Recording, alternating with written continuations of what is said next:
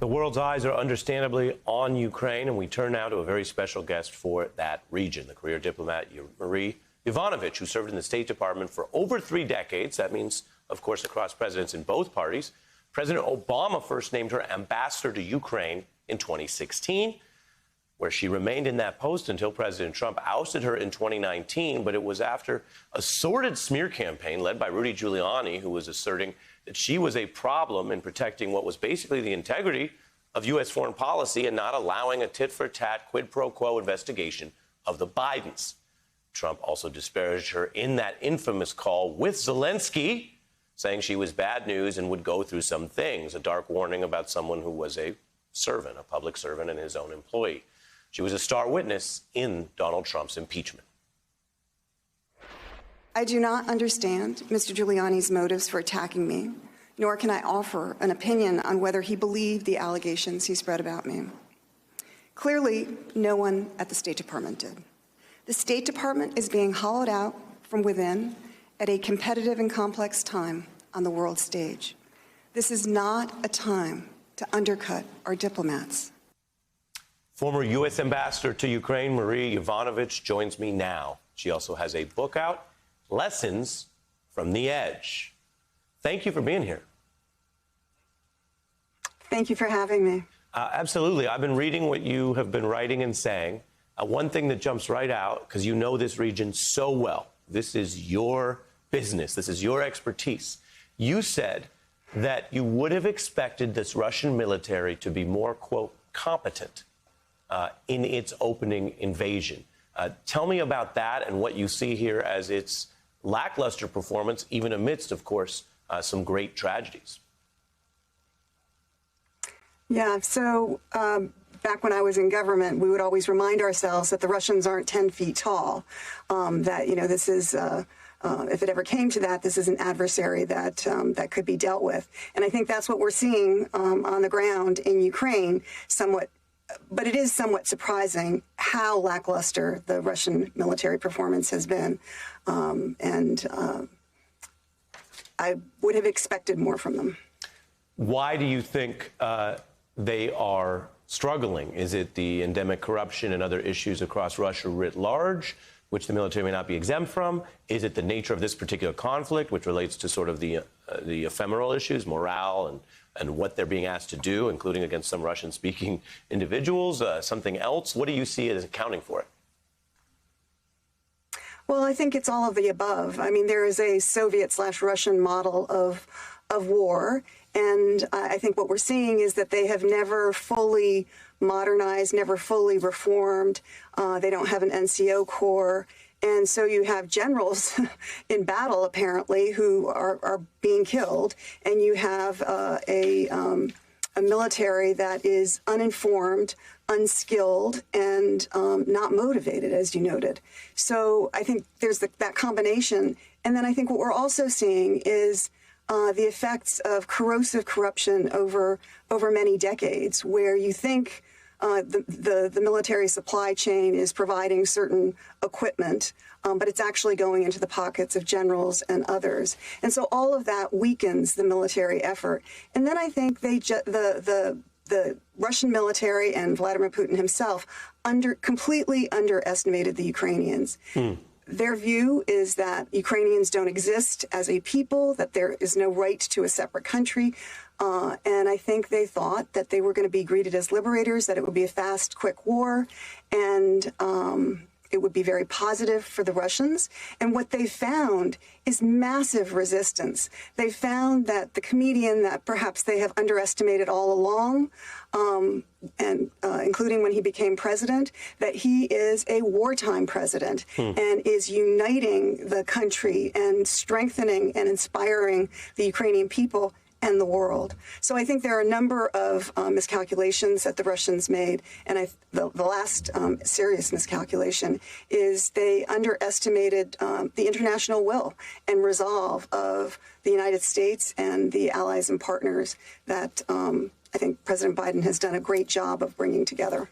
Well, it's very interesting the way you walk us through those interconnected factors, Ambassador, and specifically the possible misperceptions of Russian elites and Putin helps people perhaps understand what's going on, because it almost looks irrational, although we have many ways to track exactly what motivates these leaders, but irrational to pick a war of choice, to do this invasion. But as you've just explained in part, that's because they rationally, based on different expectations and evidence, thought this would go better. Now they're here in the soup, in the thick of this. With regard to the sanctions, again, you are an advocate of diplomacy, of soft power, of ways to constrain the bad guys, if you will, but not always doing that by starting a war. What is your specific assessment of this broad sanctions policy, Europe and U.S.? We heard from a current State Department official earlier tonight, your former. But what's your assessment of this sanctions regime? Where do you think it ranks as far in terms of more or less effective of global efforts we've seen in the last several decades? I thought that Ned Price's summary was excellent. And frankly, I've never seen anything like this as a sanctions regime, certainly not against a country like Russia. And I've been very impressed. We were promised that if Russia would invade, that there would be severe sanctions. And I think that's what Russia is getting. And I think it is painful. And my heart, goes out to the Russian people, who are the ones that are paying the price for this huge miscalculation, these war crimes. But I think somehow we need to make it clear to Vladimir Putin that this time he is not going to get away with this. He got away with it in Georgia. He got in 2008. He got away with it the first time he invaded Ukraine in 2014. He cannot succeed this time. Yeah, and you're ticking off that history that you know so well from doing this work. It may have been to many Americans and even people in Europe not front burner. Because it didn't have the global cataclysm that we've seen now. I also want to play a little bit of your moment there in the impeachment. We've been talking foreign policy in your book, but here's some of what you said about diplomats in a situation that I can only imagine you never thought your public service career would take you into, which was being this witness and target in a question of whether the then president should have been removed from office for abuse of power, among other offenses. Let's take a look. As foreign service professionals are being denigrated and undermined, the institution is also being degraded. This will soon cause real harm if it hasn't already. If we lose our edge, the U.S. will inevitably have to use other tools, even more than it does today. And those other tools are blunter, more expensive, and not universally effective. From what I can tell, fact check true. I don't want to drag you too far into the past. You lived through it. You've written about it. People know about it. But with regard to the present, Ambassador, is it your view that President Trump's foreign policy and attitude and posture towards Putin and Russia emboldened Putin further?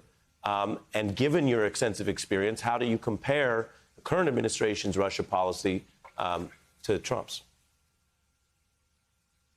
I think that Vladimir Putin, the first thing I want to say is that official U.S. foreign policy towards Ukraine was very strong in the Trump administration. It was basically a continuation of the Obama policy.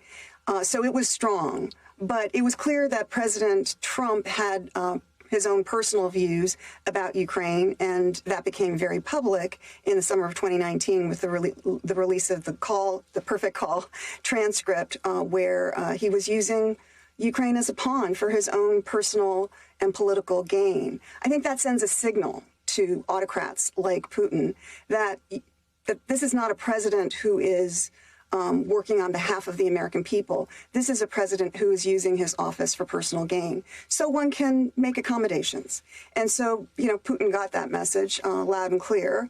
And I think he thought Ukraine policy would be in the right place. All he needed to do was keep the war in the East on like a low simmer rather than the boil that we're seeing now. Yeah. And I think the other part of it is that President Trump had very strong and negative views about NATO. And we've heard from a number of previous administration officials around President Trump that had he been elected president, reelected as president, he probably would have pulled us out of NATO. Which is hard to even fathom. There's no need now for Vladimir Putin to. Yeah, hard to believe. Well, but there's no need for Putin. Before I lose you, that's the last thing I wanted to get you on, which is kind of the trickiest question. But take it all in and you say, okay, if that's true, and it sounds true, and Putin was emboldened, and he had this attitude from this friendly or warmer president, do you know why he didn't try to go in and do this longstanding goal in Ukraine earlier, while Trump was president? I think he was getting what he needed. I think he was getting what he needed from Trump, and so he didn't need to escalate into a war. But then, Zelenskyy was elected president. I think Putin thought that he could manipulate Zelenskyy. He was sorely disappointed there. Then Trump lost. Biden came into office, clearly with a different worldview, one that is all about diplomacy and partnerships with allies and other partners. And he understood the importance of Ukraine. And I think, Putin looked around, and he has a view towards his own legacy and an obsession with Ukraine. So I think that was one part of it. But I think the other part of it also is looking to his future.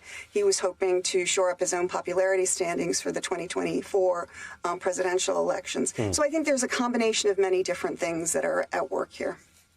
Former Ambassador to Ukraine Marie Yovanovitch, really, really edifying listening to you. Thanks for making the time.